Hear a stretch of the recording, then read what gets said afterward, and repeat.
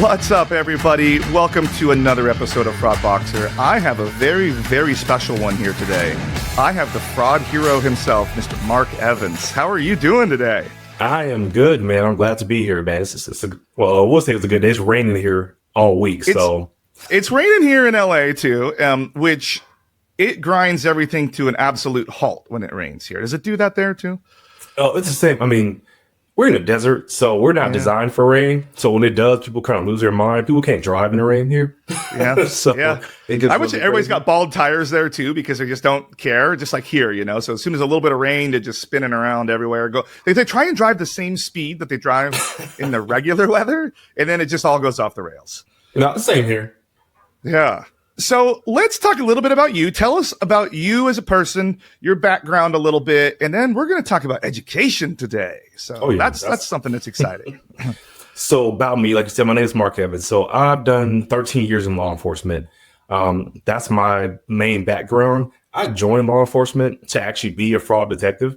So a lot of people don't hear that. They're like, "Oh, why'd you join? You don't want to be homicide or go to gangs or vice?" I'm like, no.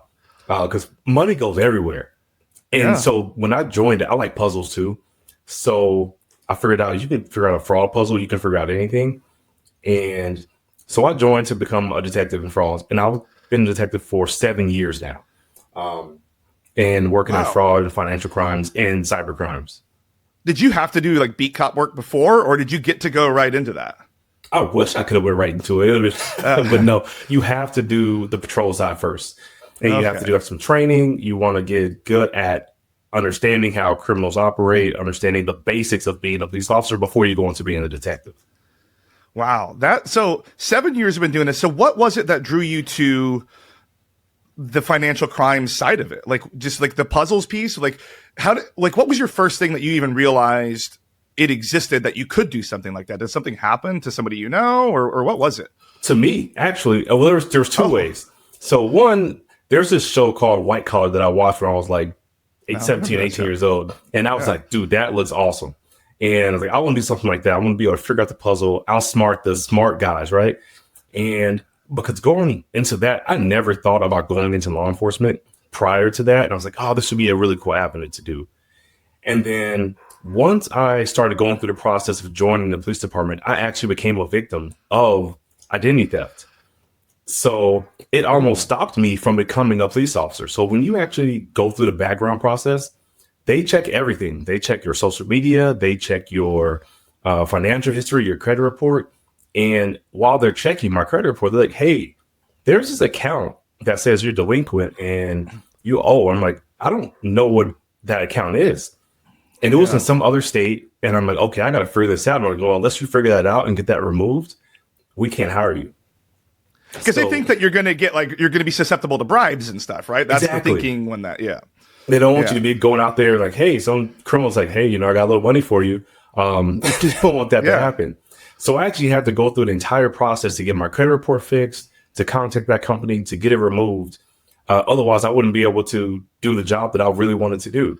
And going into that, I'm like, this happens to people all the time. It's like, if it happened to me, how does somebody else go through this process? I'm like, I really want to be able to help people not have to deal with that process.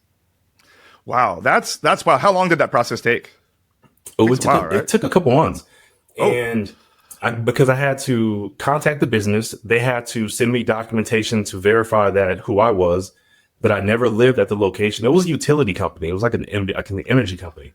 Okay. And so I had to verify that I had never lived there. I had to give all my information to prove who I was. And then I had to send that back to them. They had to remove it from my credit, which took a few weeks. Mm-hmm. And then once I did that, I had to go back to my background investigator and say, hey, can you check again? It's fixed now. Right now. Do it right now. Yes, like I got to get in this process. And it's funny because I went through that entire process and I got called the day before the academy started to start. So I was still actively working my job prior to this. And the day before, as I'm getting off that job, I get the phone call, say, hey, I need you to be here at 6 o'clock in the morning. I go, okay. And that's what you wanted to do. So, and you just had to quit your other job then, huh? And go right to it? I did. I had a good supervisor at the time, and he was like, and he knew that I was waiting on that phone call. And as soon as I got the call, he was like, "Hey, good luck to you. Nothing but the best. Keep in touch." So just so everybody, throw back to the last episode that I put out, which was about being employee engagement and being a good manager. It costs nothing, maybe a little bit of the company money, to be a good manager and allow flexibility like that. But that person's somebody that you just said he was a good manager. Not a lot of people say their manager is a good manager, just because that's just how the world works these days. So the fact that you said that, the guy must have done something right. So no, he was great. So let's pivot to Fraud Hero. So tell me about that. Tell me what that is, and then let's get into it. All right. So I'll tell you, let me start with telling you why I even made Fraud Hero or started Fraud Hero. So throughout my time as a detective, like I said, I've been a detective for 7 years, and I work in financial crimes and fraud. And I normally, when I get a case, it's too late sometimes. It's like, hey, the person's already been a victim. They've already lost money. Their identity's been stolen. Or their business is going under and they're going to lose the business. So it's all recovery. You're always trying to do like recovery type situations. It's reactionary. It's never. It's not truly proactive. And I wanted to do something where I'm like, how can I help people stop from being a victim in the first place? And so that's where the idea of Fraud Hero came about. I was like, I want to be able to provide education and training for businesses, for banking, financial institutions, for their customers. I've trained some other law enforcement and senior citizens because we know how detrimental fraud can be to them, and stop it before it starts. And that's the biggest premise about it, is stopping the scam before it starts. So a couple of years ago, Alexander Hall, who that's how I met you actually, was through Alexander Hall at Money 2020. We had talked a couple of years ago about our predictions for what the future was going to be. And one of those predictions was education. And it was right when like the scam stuff, like the pig butchering thing, was really starting to become a big thing. Are we still calling it pig butchering? I thought that they're trying to change that name. I think Interpol was trying to change the name of it, but for the most part, I forget the name. It's like, I think Aaron West got it too far gone. That's what we're calling it. Oh yeah. That name is not changing if she has anything to say about it. Yeah. And I think, like we said, education was going to be one of the big things to the future. And I will say, I see my bank sending education emails, which I didn't know it was going to be that basic. But basically, don't fall victim to scam this holiday season. It lists some basic things, some cool little graphics, and off you go. Same thing. Like Zelle dropped in a whole bunch of stuff that says, like, do you know this person? Are you sure you want to sending it? Like basically a double check on everything. Don't really know how effective that's going to be, because like I said, even when I had Aaron West on the show, people that are feeling like they need to do something, they're going to power through all that, and the scammer is going to tell them to power through all that at the end of the day. So it's not really as effective as I think people really wanted it to be. But you're doing a different piece of education. So tell me a little bit about the advocacy and education that you do, because if I'm not mistaken, you fly around and actually teach classes for people. Is that right? Yeah. Yes, I have gone to other states to actually teach at conferences. I've taught other law enforcement agencies specifically on what red flags to look out for, how to investigate these scams, and even how to help the victims once they talk to them, like what resources do they need after. And it's more than just a piece of paper, right? It's like, hey, well, here's a checklist for you. Don't fall victim to the scam. And that's what, like you were saying, that's what we get. We get those emails or those notifications. Yeah. How many people are reading those things, and how often are they actually explaining how the scam truly works? It's one thing to say, hey, don't click on the link. But when that link comes from a phone number that says it's from the bank and it looks legitimate, is that piece of information provided going to help the person out? Because they're thinking, oh, this is my actual bank sending me a fraud alert. And so I go out and I get to really deep dive and teach people, these are the things that are happening. This is what I'm seeing on a daily basis with these cases and these scams that are happening. It's more than just a piece of paper. And then I always get this wide-eyed look after I talk about some of the cases and how the details of those happen. And they go, that's not real. That didn't really happen. And then it probably happened to them that same day. They just ignored it or fell victim to it. I've had people come up to me and they'll tell me, hey, this happened to me months ago, and I had no idea it was a scam. I'm like, you need to go, file a report now so you can start the process. And I can't promise that they're going to get their funds back, but at least they can start the process to like rebuilding what they need. I think like to your point on that, like you can't promise that they'll get the funds back. I think like people have a so much, they're so jaded that like nothing's going to happen when they do it. So like they just don't file the police report. They just do, unless it's like $1 million. They just chuck it up to like I was stupid and I lost the money, you know, because they don't think to do that, because they just don't think anything's going to happen. I think you guys are busy, you know, like you don't have time to do that. It seems like more departments are investing in cybercrimes units to try and do, especially with the crypto stuff. Like there's a little bit more, like, because I think like Erin West, even when she was on my show, she talked about like historically, if you tried to open a police report and you said it's crypto, they'd be like, oh, we don't touch crypto. We don't do crypto. But it seems like more is coming back around. Is that true at all, Matt? Is there a little there more? are definitely a lot more departments that want to know about how crypto works. It's just they don't have the resources and tools. Yeah. And of course, that comes down to budgetary issues. And I'm sure you can understand, like, a department's like, well, how are we going to pay for these crypto tracing tools when they cost like $30,000, $40,000 a pop? How many of our licenses are we going to be able to get? And the other thing is, who are we going to train?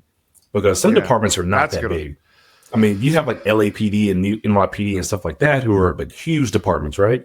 And they have people who they can train. But if you have the department in a small city and they have 2 or 3 detectives total, who are you? Who's training on crypto tracing? That's a great point. The front desk person, the receptionist, which is probably another officer actually wearing 2 hats. You know, it is like, hey, you got that wallet address? Let me go ahead and plug that in for you for this report. Just do a trace right there at the front desk computer while everybody else trying to open a case. Yeah, but that's like, I think that's an interesting thing. Is like the amount of money that's walking out the door on these scams is like unlike anything we've seen before. You know, like it used to be you rip off a $50 gift card, or you rip off a pair of pants on something, you know, and these are like $1 million. These are life savings. These are fucking full blown titles on houses. Like, man, these are things. Yeah, I've told. I mean, we're going to go over some stories. I got a couple stories we're going to go over later, but the amount of money that I see is moving in crypto now. I mean, if you look at the stats, just the reported stats, because we know it's underreported. I mean, last year, FBI said that we lost $9.3 billion to crypto scams, or scams related to cryptocurrency. And I'm like, just walks out the door. And most people think like, oh, well, you can recover that. Or I'm like, no, you can't always recover it. Or some people have the assumption that you can't trace it. And yes, you can. So they don't file the report at all. Or by the time they file it, it's too late. And you think, oh, it's 2 months. You've been a victim of an investment scam for the last year. And, your last payment to this scammer was 6 months ago. I was like, that's kind of tough to go back and try to get those funds. The investment thing is an interesting one, because that's where a lot of like the pig butchering stuff comes from, right? If I'm not mistaken, is they start with a fake crypto investment, and it to the, for all intents and purposes, to the victim, it's a dashboard. It looks like it's performing, and it's over time. It isn't like a rip it and do it in one go. Like they fatten these victims up over 6, 8, 12 months, right? Am I right? It goes for a long time, and it starts even before they get to the crypto platform. It starts before they get to this fake investment site. I mean, I've seen it's the pretty picture, right, of the lady on the airplane that gets sent. The pretty picture. I will mess around with the scanner sometimes, right? And so I keep a lot of this stuff for like training purposes, and so I save the pictures. And I actually will, if I get one of those scam texts of, "Hey, how are you? Sorry I missed you. Are we supposed to be meeting right now?" And that's that text that starts the conversation. And then they send a picture of the pretty girl. For some reason, it's always a model looking girl. And that's how a lot of those start. And they're a combination of romance and investment scams, because the person sees the pretty girl, they drop their guard. They're like, oh, I'll continue talking to them. And then they start talking to them about cryptocurrency investments and, hey, look at how much money I made. I'm buying this fancy watch. Go to this website. So we had at the last MRC, they had a keynote with one of the guys from YouTube he exposes the scammers. Like he turns their cameras on. He does all of that. Okay. He normally wears a mask and all that stuff on there. He's a British guy. Middle-aged, a little older. People know him, but he was showing us some videos of how they do the pretty girl thing now, because now people are asking for more like FaceTime and more like, proof of life type things. Yeah. And they actually like have trafficked these women that live in these compounds, and they're like stuck in these compounds. Yeah. That's their whole job, is like they'll run the phone upstairs and do a quick FaceTime. How you doing? So yeah, this is so-and-so. So good to see you. I love you. Don't forget to invest, and then hang up and bye. And then to a lot of people, like now they've seen that she's a real person in a room with a backdrop like our nice backdrop, they think it's real, and it gives it a little more legitimacy. And it seems like they're pushing further, because it used to be like they stole this WhatsApp picture from this girl on a plane, or this girl standing in Paris. And that was all they needed, because people just they just needed the one, especially lonely people. Like they just need the one, widowers, those sorts of things. And then now all the way to like full blown kidnapping and trafficking women to like rooms. Like it just gets more and more and more and more every single year, it seems like. And it's crazy to me. The scammers, they're going to keep pushing for more and more, because more people are more news is coming out, more educational resources are coming out, to where now some people are looking for those little signs, like the AI pictures, or they're looking for, hey, is this the same girl that came from this one? Or can we find there's like reverse image searches now where you can put a picture in, it'll tell you, hey, this has been found on 6 different websites. But they're pushing the boundaries because AI is getting better, but people are getting better at trying to understand what AI is. So if they think it's an AI video or something, they're more skeptical. So you gotta get a real person to do it. I've actually seen those. You've seen the ones with the real people doing it? I actually had a guy he unfortunately fell victim to an investment scam. And I go, have you ever talked to this person, like a video chat? And he's like, yeah, all the time. And I go, when's the next time you're going to talk to this person? He's like, I can talk to her today. And I go, okay, do me a favor, because I know this is 100% a scam. Record the video. And he records a video and he shows me. And I'm looking at this video and I'm trying to identify, is this AI? Because it's like a deep fake. A deep fake. I'm like, okay, if this is a deep fake, this is really good. And then after watching, I'm like, this is a real girl. Like, this is a real woman on this video call. And I'm reading through the messages that they were passing back and forth, and they go, oh, they are good. They're really good. But no, it was like the LLMs now, like it doesn't matter what language you speak. Like if you can keep short conversational, like just pump it in. Like if I'm Filipino or something, I could just type in the reply in English, reply back, boom, copy paste that, off you go. Like you can have a full conversation, like without ever knowing the language. I've seen it where, well, we know we have like the scam compounds that are going on like Southeast Asia, and they speak multiple languages, right? But there are a lot of like Chinese speaking natives over there. And because they take them from there and they put them in there in these compounds. Exactly. Yeah. But I've seen where I have traced funds to, say, Nigeria, but they were talking to the person in Chinese. So you're like, wait a minute. What's going on here? Is there a combination? Are they working together? And so you see, like, they're networking, like the same way that we network as fraud fighters. They're networking as scammers and criminals. I didn't know that. Like, I just thought like it was like compound versus compound, like who could just get the most money in there. No, they're learning from each other. They say, hey, we have a niche that we're good at. You have a niche that you're good at. How can we combine these resources and, scam more people? And so they have a scam con 2025, well, 2026. Right, it almost seems it's in like North Korea. Yeah, I mean, they share information way better than we share information on the other side. So that's one of the things that we have to combat is their networking abilities that they're starting to develop is huge. That's completely new to me. This is all new, fascinating information to me. So let's get into the good stuff. Tell me some stories. Tell me some stories, baby. Tell me some of your craziest, coolest stories that you can tell me. Okay, and then what you did, if you can, what you did to solve it and how you helped. Okay, cool. So I'll start with one. Also, I have two. I have a couple for you. I have two. Perfect. Ones. The first one I will talk about is this scam went from Amazon fraud department to a federal agent, or a fake federal agent, I should say, picking up cash in a parking lot in a shopping center.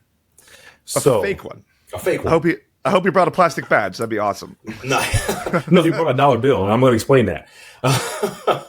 All right.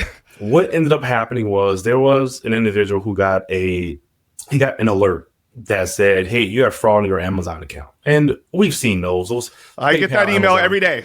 Every single day I get that email. So this started from that phishing email, which says you have fraud in your Amazon account. Contact this number. And so this person, he contacts this number, and he's like, "Hey, I'm reaching out because I don't want to make sure my account's not taken over." And they end up convincing him that not only was his account taken over, but someone had taken over his entire identity. And they were able to, they provided his name, his social security number. They had all this information about him before they even contacted him. I bet you they just pieced it together from all these different breaches and logged in and ATO'd him, and they got it all. Yeah, and they did all this stuff. And then they said, you know what? In order for us to help you, we're going to go one step. We're going to go above and beyond for you. We have a contact at the Social Security Administration. And what they're going to do is they're going to help you fix your social security number, and they're going to give you a new social security number. Oh, yeah, I bet they are. But they call this number. Yes. And so now he gets a phone call from someone who they believe to be the Social Security Administration. And they're telling him, hey, we're going to give you a social security number, but what we want to do is we want to secure all your funds in your accounts. So we're going to put it all into a secure account, and we're going to put it in bonds. That way you know you have it. And so he takes out all the money he has in all of his accounts. And he wires it to an account that wasn't even in the U.S., unfortunately. And when I asked him, I said, well, it said this country's name on it. Like, didn't that throw up a red flag? And he goes, yeah, but they had an answer for everything. He goes, they were so convincing. I'm like, okay. And so once he does that, now they know they have him on the hook. And they go, hey, if you have any other accounts, like your retirement accounts or investment accounts, we also need to secure those funds. Does the same exact thing. He starts to secure those funds, and they say, hey, we're going to have someone from a federal agency that's going to meet with you in person to secure those funds, like physically. And so this guy goes and he withdraws all of his funds out of his retirement accounts, his 401k, everything, pays taxes on it to get the money out. Yeah, I was just going to say all the penalties, the taxes, everything. He pays everything to withdraw all these funds. And they say, hey, we're going to meet you in the parking lot of this shopping center. That's totally legit. Totally normal. And when he does this, he says, hey, I'm going to give you a serial number from a dollar bill. And when you show up, this agent is going to have that dollar bill with that serial number on it. That way you know it's him. That way you know he's the legit agent. Not a badge, not ID, but that. And then so this guy takes out all his money. He has it in a bag. And when this guy shows up in the parking lot, he just hands it over to him, and that guy goes walking. And so now scam has happened. He's lost almost $1 million. And he now, of course, has the report. And now this is when I get involved. And to actually see this happen, like on camera, I had to watch it like on camera, the handing over of the funds. But some of these cameras are really good. I couldn't see this guy's face. And he never got into a car. So he just walked and walked. But I guess if you're going to get a lot of money, he probably walked a good ways. Yeah, I was thinking about that like in the past, like because sometimes like for the show, like there's a certain amount of logistics that have to get involved. And like people pay a lot of times to be on the show. And I'm like, oh, and I'm like, but like it's kind of worth the time, for the payoff at the end of the day. So yeah, I understand that. I'll walk a long ways for $1 million. I'll tell you. Yes, I mean, I'll probably walk from LA to Vegas. Yeah, I'll walk. I make that. It's a 4-hour drive. I mean, I'll make that walk, right? Yeah. But that's what ended up happening, and unfortunately, this guy never got those funds back because. So that's where I was going to go next. Is were you able to help? Like if it's in a foreign country, like the time frame that the money had. The time frame that he had reported it to when we were able to actually start, the money was gone. And a lot of times what happens is it gets transferred to somewhere else, and then you contact that bank or FI or even if that country, and they withdraw the funds before you have a chance to get them back. Yeah. And that's what I mean, yeah.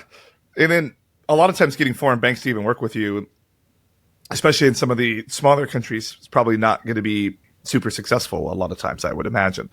So Before we go into the second story, let's talk specifically about this case. Yeah.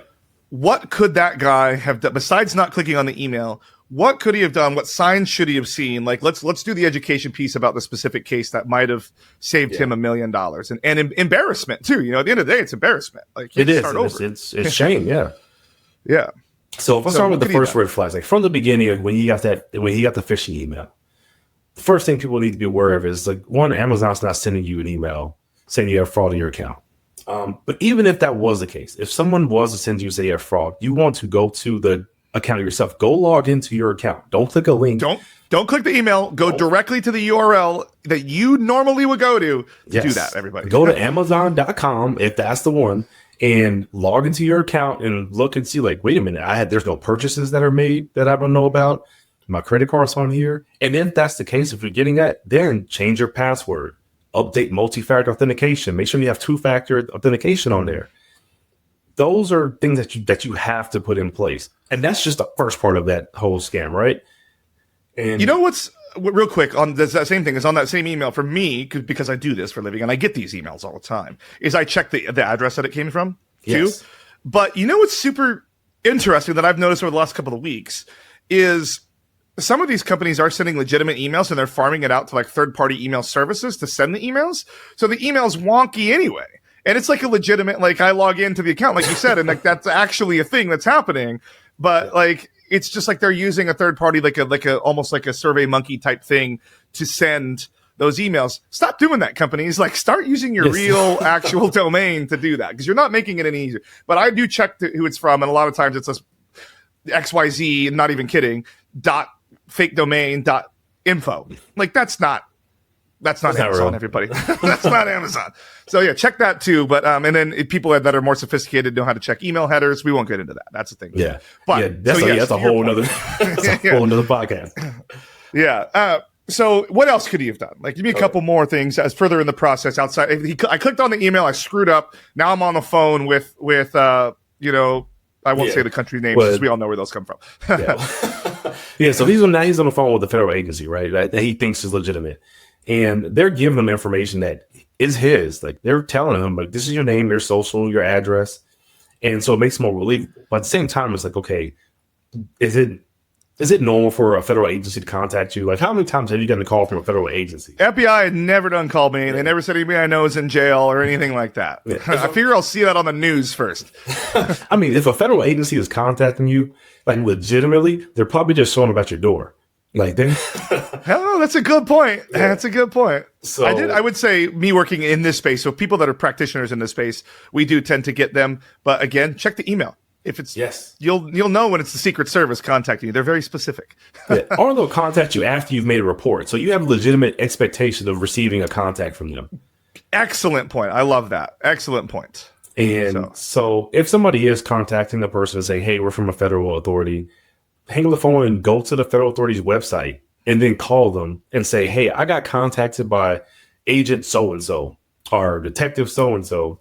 Are they legitimate? And can you forward me to them if they are?" Because now if you're going through legitimate means to get back to that person and they're like, "Hey, yeah, no, I really contacted you," then you have some security. I can tell you right now, I call people all the time after they file reports, right? And I can count on my one hand how many people have actually verified I am who I am. Seriously. And I tell them all the time, and when I do get that question, like, "Well, how do I know you're really a detective?" And I go, "By all means, this is my badge number. You can go to my department website. I'm not going to send you a phone number. I'm not going to tell you a phone number to call. Go to the website, call the number, give them my information, and they will forward you back to me." And then they do it, and they go, "Okay, I appreciate." You haven't? They actually do it. They actually do it. I've had a few people that actually do it, and I go, "You have no idea from what I do on a daily basis how much better that makes me feel that you're willing to do that part of the step." A lot of people aren't, because I've called a lot of people and I start asking questions and I'm like, "Yeah, here's everything." And I go, "You didn't even verify who I am. No wonder you're in this position that you're in." And I'm like, "Oh, this is so hard." But verify who does. I always say verify. Like, I use a phrase that I use with Fraud Hero, and I tell people to pause, think, and verify. And Pause, think, and verify. Yes. That's going to be the quote on this episode, by the way. That's going to be the one on the summary. Trademark. No. Hey, I'll put it on there. Have you done one of those yet, by the way? It's in the process right now. Dude, it takes forever. It took me like 10 months to get mine. And so I did it without a lawyer. I just did it myself because I'm cheap sometimes. I'm doing the same thing. Yeah, it works. But to your point, that federal agency did call me. They outbound called me. About my trademark. Just they had some concerns. The word fraud specifically.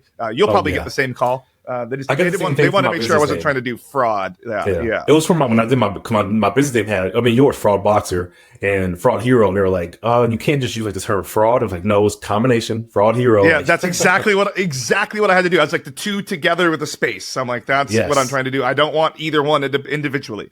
I was like, that'd be crazy. I'd be like one of them fraud companies from overseas. That we're going after, right? You're like, look, I don't trust this one. Where's this domain from?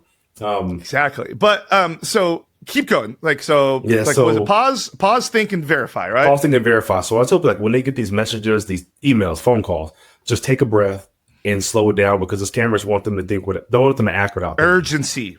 Urgency is their thing. Yes. They're going to use urgency and fear, right?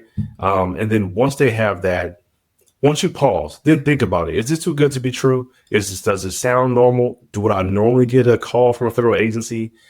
And now you're thinking about all the different red flags that are in front of you. So now once you've done that, you're like, okay, this seems a little weird. Let me verify I'm actually talking to the persons that they say they are. And call the police department, call the federal agency, call the bank, whoever they are pretending to be, contact them, and then go from that process. Because the scammers I call it the scam formula. Okay. And I call it a hook, story, urgency, payment. And hook, story, urgency, payment. That's the second quote. That'll be the second one. Yeah. I try to put these things where people can understand them, right? And in the same way that people do like social media or like LinkedIn posts or things like that, where they have the hook in that initial part of it, the scammers are doing the exact same thing, but from a criminal standpoint. They have the hook that wants to bring you in. You have fraud in your account. We have pictures of you doing X, Y, and Z.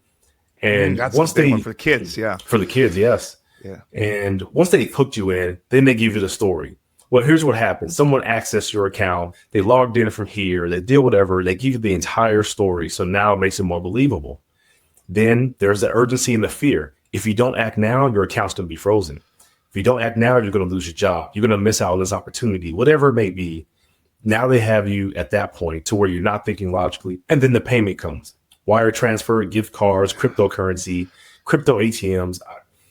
I hate crypto ATMs right now. I think most people should hate crypto ATMs. But yeah, they go through that whole process. It's so weird because, like, in our space specifically, like, crypto's a very divisive topic that I don't think people realize it's divisive. Either you hate crypto because it's a vector for all the fraud, or you love crypto for what it means for fintech and payments at the end of the day. Like, there's just like, you're either one of those two camps. And it's weird because, like, some of the major card brands that I work with a lot, like the networks, like the big ones, like, they have individual crypto divisions, and I'm friends with the people on my side and I'm friends with the people on that side. And it's like two very different messages that tend to be said, but they have to coexist. It's really strange. It's really strange in our space, It is. And I'm not against cryptocurrency. I mean, I'm more of an advocate. I understand why cryptocurrency is popular. I mean, you get where no one can control your asset. And I understand that completely. But also the criminals understand that, I could be anonymous and I could be anywhere in the world. I could get someone to send me money at any point in any time of the day instantly. So I get both sides of it. And so that is like a very difficult balance. It is. That's a great way to put it. It's a difficult balance because, like, I mean, it's here to stay. And I like it. For me, in what I do for my day job, the immediacy of settlements and payments is really cool. Like, especially what's happening with stablecoins specifically, there's a lot of opportunity for, like, how fees are done and how currency conversions are done. Like, so limiting FX exposure and things like that. There's a lot of opportunity there. Yeah. So I'm excited about it that way, but also at the same time, like, I mean, I don't have to work with scams that much except for, like, what I do with the show stuff. But, like, I know that's an immediate, easy vector for somebody to just rip everybody's life savings out of there and not even think twice about it. So I will say though, you said the gift card thing that's a minute ago. I went last year, or every year I buy my staff gift cards, for Christmas. Like I buy them just nothing crazy, nothing big, just a little thank you. It's just something, maybe they can go buy another Christmas gift with it if that's what they choose to do.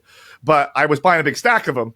And the lady specifically asked me if someone called me and asked me to buy a bunch of gift cards. Like good on her.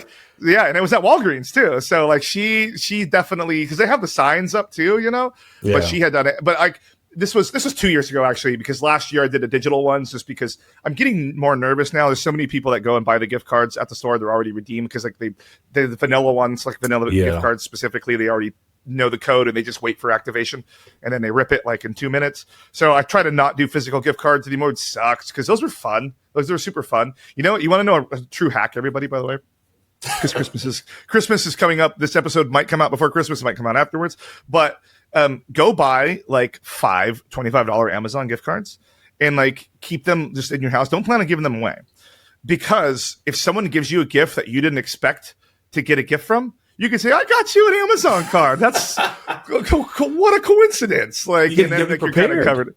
Yeah, you're covered. You're covered. You don't look like an asshole if someone comes over to your house on a Christmas mixer and you forgot to get them something or you weren't planning on it. So this pro tip, everybody, get 5 of them, keep them in the drawer. And then after Christmas, if you didn't need them, you can use them yourself. Yeah, you got your own gift cards. You're going to spend the money anyway. So yeah, there's a quick Jordan pro tip for the holiday 2025, everybody. Yeah, so, yeah. That's awesome. So let's do, if you want to, let's do one more, and then the same thing. How'd you solve it? And then we'll wrap it up for the day. Yeah, no, that's good. So this one, and this is why I got really big on animal education, not just individuals, but on businesses, because this one affects businesses and their employees. I love this. This is instead of just 2 regular victim. Let's do a B2B. Yes. So you have, this one is, it's a B2B-ish. B to E. Business to employee. Got it. Yes. Business to employee to scammer. But so what ended up happening was, a lot of businesses now, I won't say a lot, but there's a good number of businesses now that will get these phone calls to their employees. And what they're doing is these scammers are impersonating law enforcement, the fire department, FedEx, UPS delivery, and they're calling the business and they're telling them hey, we have this emergency, and if you don't follow this emergency or take care of this, we're going to shut you down. And I've seen it to where the fake fire department scam calls come in and saying, go check all the fire extinguishers, and if they're out of date, you got to make a payment. Or I've seen hey, we have a special delivery coming in that's for our computer system. And if we don't have it, our computers are going to shut down and we have to make this payment right now. And so this employee will take this phone call, and it's usually in the middle of the night. It's 12, 1, 2 in the morning for some reason. And they get this phone call. And on top of that, whoever's calling them has done their research. They know the manager's name. They know the CEO's name. And they're telling the person, hey, by the way, if we get disconnected, I need your cell phone number, because they're calling the business line. And then they start contacting the employee and they're pretending to be the manager. And they're saying, hey, I've talked to the fire department. I've talked to the delivery person. We got to make this payment. Go take all the money that we have in the cash register, in the safe, in the vault, wherever they keep it. Go get that money out right now. And there's 2 options they normally have. One is, hey, go deposit the money into a crypto ATM for the payment. And then the second one is, we're going to have you deliver the money directly to our lawyer. Okay. That one sounds more like, we're coming back to the FBI style one. So, yeah. And so I've seen it to where the most I've seen walk out of a business at one time was $1.1 million. Whoo! I've seen 50. I've worked at a business where they sent a fake invoice for 50 and then they called and said, where's my payment? And they got that. But that's $1.1 million. Yeah. And I'm not talking about a wire transfer. I'm talking about physical. They even got bundles, a suitcase, like a box, physically put all of it in a box and walked out and went to go meet with a lawyer and handed it over. And Did the It lawyer wasn't- walk for miles too, like the other guy? No, this one didn't walk for It was miles. the same guy. This one, they didn't walk for miles. Ironically, some of them are actually money mules who don't know it. And I've that been was seeing the tough part. Ubers. That's one thing I heard is like the fraudsters have been sending Ubers, so the Uber driver has no idea they're even picking up stolen stuff. No, and it was like, yeah, I'm just supposed to go pick up this box, like whatever. You know, I've talked to those guys. They're like, yeah, someone sent me over here and said, hey, can you pick up this box and drop it off at this location? And like, I don't know what's in the box. They just asked me to go get it for them. And I'm like, that kind of sucks. But that person. Did they ever watch Transporter? Did they ever watch that? I don't know. They need to go back and refresh, right? But so I've seen that, and it didn't happen just like one kind of business. So when I started seeing those happen, you had these big businesses that have a lot of cash on hand. And then you had like the average gas stations, bakeries, convenience stores, pharmacies, what you name it. All of them were falling victim to the same scam. And you're like, okay, this is, a bigger a transnational criminal organization that's probably doing this. And that's when it got difficult. So with that one, with the $1.1 million one, I was able to recover physically. We were able to get $850,000 back. Oh, that's a pretty good nut. That's a pretty good nut back. Yeah. So it's because they hadn't spent it yet. Well, we were because I was already working one very similar to it that happened like a week before. I already kind of had an idea of what I needed to do or how to go about like handling the case. And so I worked for 25 hours straight. Yeah, I was tired. I'm lucky I'm a podcaster, man. I am lucky. But it was good to be able to get the money back. But just because we were working so fast and they were able to report it so quickly, we were able to, get it. And it was my day off. So I was grinding. And you got kids too. Like that's gotta be hard to take you from your family. The kids were not happy because there was like, hey, you're supposed to hang out with us today, not go to work. Yeah. But we ended up being able to get those funds back. And most of it, because it said he just hadn't done anything with it yet, hadn't been transferred yet. Now the cryptocurrency, unfortunately, that was gone. We weren't able to recover it. But that makes sense. That also put the onus on the business that, okay, we have to educate our employees on how these scams are happening. Like they should know that the manager or CEO will never tell them to take money out of a business or never tell them to collect it, especially at 12, 1, 2 in the morning to go get money to pay a lawyer. If you got a lawyer that's willing to do that at 2, 3 o'clock in the morning, that's a very expensive lawyer. You're overpaying your legal representation if that's happening to you guys. Yeah, it's like they're not working during business hours. I will say, like most weeks, I get a text message from my CEO requesting that I go purchase gift cards from him or for him. Most weeks, and he always signs it coincidentally with CEO, company name, and his full name. So I definitely know that's absolutely how he would normally talk to me at the end of the day. Yeah. So normally I do, like I'm probably you and I probably do the same thing, is I reply to those often. And I usually reply with like nonsense that has nothing to do with anything, but then say, yeah, I'm going to go get those. And then like change the subject to something random. Like there's a lot of planes flying over today or something like that, just to see what they'll do. And they always try to steer it back, but usually about probably the 5th or 6th message, they realize like, I'm not going to do it. And I know what they're up to. And then they just never reply ever again. You know what I've seen before? Yeah, I've seen them make fake email chains to other employees in the business before they send it to the target. So it looks like they're forwarding an email that's like the actual legit email. So they'll like a business email compromise. Sometimes what they'll do is they'll make an entire email chain that looks like it's between like the accounts payable, like the CFO and things like that. And then they'll send it to the person who's the accountant. So it looks like it was a CFO that's saying, hey, make this payment. So I'm like, and they'll use like legitimate names. The headers will be very close. The signature line. I'm like, oh, they're getting really, really, sophisticated with some of these. And LLMs are helping with that too, but like once you if I was like, I'm looking at an email right now, it's from a payment processor and it's a real email. I could just hit forward on this and then I can edit anything inside that. Like I could change the email address, like where it looks like it was from, my name, I could put my CEO's name on there if I wanted to. You could change the message. Yeah, I could 100%. That's why. So one of the things that we used to do when I worked at Ticketmaster was often like you would pull the email because it was Outlook. You pull the email out and then you would attach the email to the new email so you could see the legitimate, full, real email on it. But now because this was like 5 years ago, well, 4 years ago. Now I feel like I wouldn't even click on that because I would think that that's going to be the vector to be trying to open that like attachment on there. Because I don't open any attachments unless I absolutely know it's from the person. And like a lot of like the Amazon ones that I'm getting now, they have the invoice attached, or the PayPal ones, or the really common ones. You need to pay this PayPal invoice for.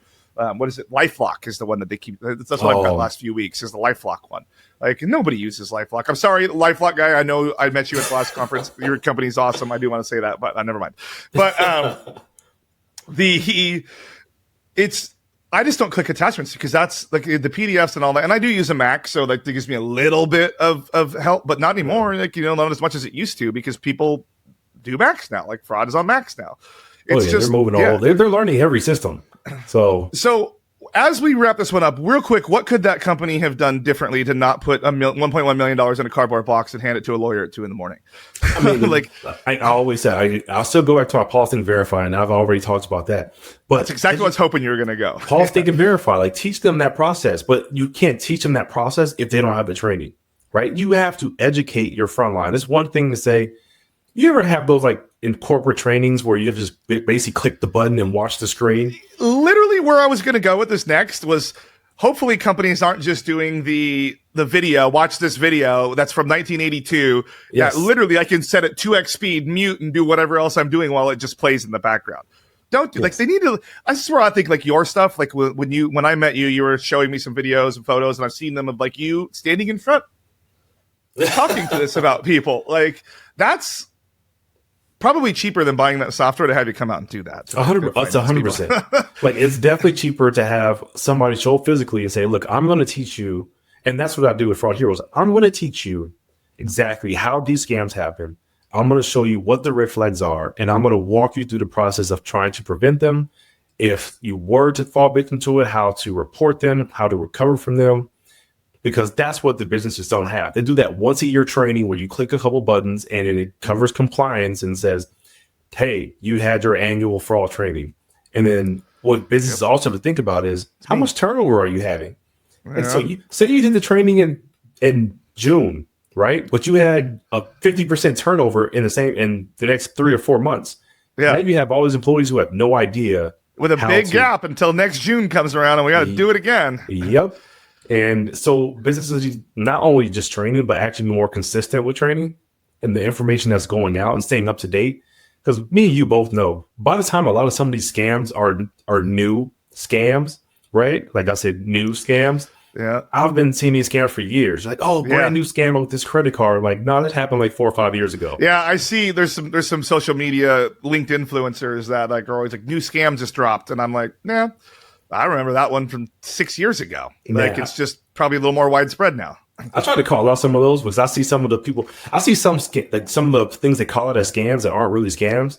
Like you remember that thing with the gas station, the tap to pay, the sticker. I remember that where they were drilling too on it. Well, not really they were drilling. Tap on their own spot for their own NFC reader. That one. Yeah, so they had their own reader, but they had those stickers that they were putting over. It's like a normal sticker. It's a tap to pay sticker. Okay. Yeah. And these influencers were saying, oh, new scam, watch out for the stickers on the tap to pay. And he goes, I'm like, no, that's an actual It doesn't work like that though. Like, that sticker's not going to recover your information. And I went and talked to the gas stations and they're like, no, we put that sticker on there because our old reader looks crappy and we want to make it look nice. So we put the sticker on top of it to make it look more refreshed. It's not makes sense. But like also like on chip cards too, on tap to pay, like that is a token that like, a scammer could get but they can't do anything with it because it needs to have the other end decrypting it. So like tap to pay is fine, everybody. Yes. Tap to pay is the safest way to use your credit card. I tell people all the time. Remember the RFID wallets? Like, first of all, it doesn't matter anymore because again, if they even have the token, they can't do anything with the token unless they have the ability to decrypt it on either side, which they won't. They aren't going to have that because my business has its own, your business will have its own, your business will have its own. It doesn't matter. And also, there's going to be like 6 credit cards in your wallet. They're all going to have that. How are they going to make sense of any of that? Yeah. So RFID wallets are bogus. And it's not even the same number.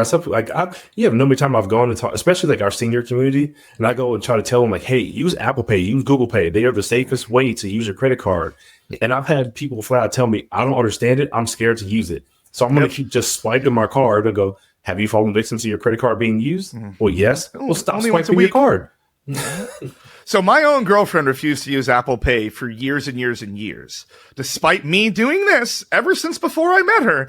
I've done this the whole time, and she's like, "No, I don't trust it." I'm like, "This is literally the safest way to do it. Like, Yes. that's the absolute safest way." Oh, my wife is super. My wife uses everything that I do because the stories that she gets from me has made her probably more paranoid than me. Super paranoid, yeah. She's like, Someone hands her a Toast terminal. They're like, "What are they up to?" It's like, "Just try to pay for your lunch." oh yeah, no, but she's like, someone's trying to steal our house. Like we have like the notification if like with our county that says like, hey, if someone files paperwork with your house like or your name that matches your name, and hey, someone's trying to take our house. I'm like, no, that's just somebody with the same name. It's a different parcel. It's a different house. Yeah, you know. What's super fascinating as we wrap this up here too is on the same thing on the house is I just refinanced my house, and the title that came up the question because my girlfriend is on the title, and we in California we have what's called a tenants in common. So it's where you can assign certain percentages of ownership of the home itself. Based on like so I pay more of the mortgage than she does, so she has a specific ownership of the house to make it fair, blah blah blah. When I was refinancing the house, the title company just called me and said, "I see she's on here. Do you want to leave her on here?" And I was like, "How is that even a question? Like, it shouldn't be allowed for me to say, nah, you can just take her off of there if I wanted to." It should have been like, as the title was written, as they got it from the county already, they write that new one as the same as that. So that was really fascinating to me. I apparently I've told a couple people the same story and they didn't know it was possible either. But we did have we were over at a friend's house probably about 3 weeks ago watching the Dallas Cowboys lose, and which I loved. Oh, that's always a good thing. Yeah, it's always a good thing. And but one of their friends came over and was telling us how she just went through a divorce. And her husband had done the same thing and removed her from the title without her knowing. So she ended up not getting the house and the divorce because she was never on the title to begin with. And it made me think, because I had just gone through that process, that like how easy it would have been for me to completely screw my partner had I been a bad person at the end of the day. Thankfully, I'm not. She's still on the title and we got to refinance the house and I don't have to pay as much anymore. So I wonder how that works with fraud, man.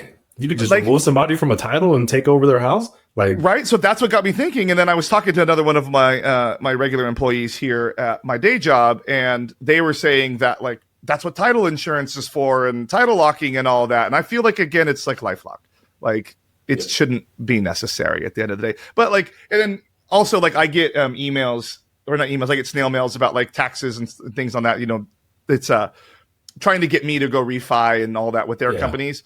And then like my girlfriend's like, "Well, how do they know this?" I'm like, "Well, that's just like, you could just literally type my address in and see when I pay my taxes, how much I owe on my property taxes." Like that's just wide information that they just make a crawler and just go for it, you know, at the end of the day. So it's easy. I mean, you gotta do ways to protect yourself. I mean, I've done ways to protect my name off my house and all kind of stuff. So yeah, have you? Like I should be better. Just given what I do, it's you know, there's a lot of like the removal companies and all that go out and do that. Like, and I, on the individual sites like True People Search and like Fast People Search, like I physically do the request to remove the information from those ones. But like, there's more. There's all those like fly by night companies that YouTube. Sorry, everybody watching this on YouTube that like advertise it. They'll do that for you. There's other ways. Like so you're in law enforcement, so you probably know, because my neighbor that's part of our friend group too, not the Dallas Cowboys fan, the one across the street, he's a Steelers fan equally. It's terrible. Sorry if you're a Steelers fan. But no, I'm not. But he are you a Raiders fan, by the way? I'm definitely not a Raiders fan. So I'm a Niners fan. So, me too. That's right. We talked about this.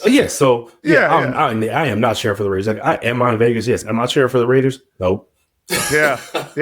We're somehow having a good year, but somehow having a good year. Playoffs hope still alive. Yes, hopefully. We got Brock. But yes, and he balled out the other day. But my neighbor, so he does the same. So part of his law enforcement stuff is they give him this company it's a service that goes for that, and him and his wife, and they removed it. And I will say I've tested it, and it's pretty good. Like, I think I probably know what you're talking about. They work with law enforcement, so I probably know which one it is. I don't remember the name, but I'm sure it's probably the same, because it seems to be like their vertical is helping law enforcement agencies with removing that. And I will say, like, they even blurred his house on Google. Like it's so. I mean, I've done steps like that, like myself. Like, because you can go to like these like the websites like Trulia and Realtor.com and all those places to get your stuff removed. And Yeah. like I've done it with like the county to get like, names removed and things like that. So it's possible to do it yourself, but if you can have a company do it for like a low price, I don't blame you. That's a lot of work to go do it yourself. Well, as we wrap up, tell people where they can find you.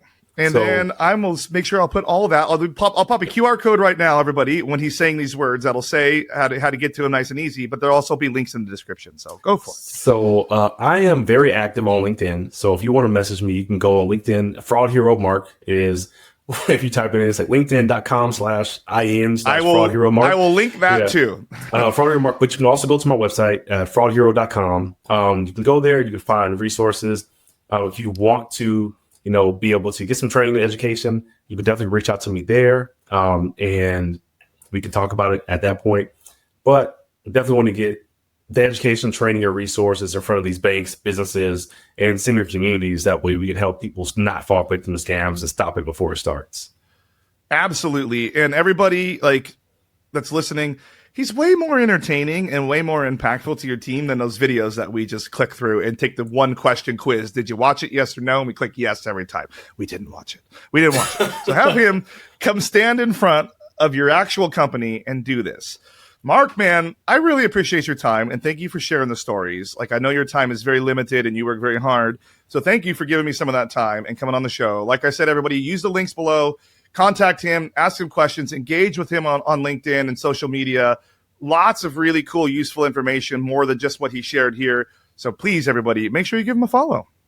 Well, thanks, Jordan. I appreciate you inviting me on, man. Anytime. And you know what? We should do it again. I'm going to be in Vegas soon. Let's do one in person there, shall we? Let's do it. All right. Well, everybody, we'll see y'all in a couple of weeks and have a safe holiday season.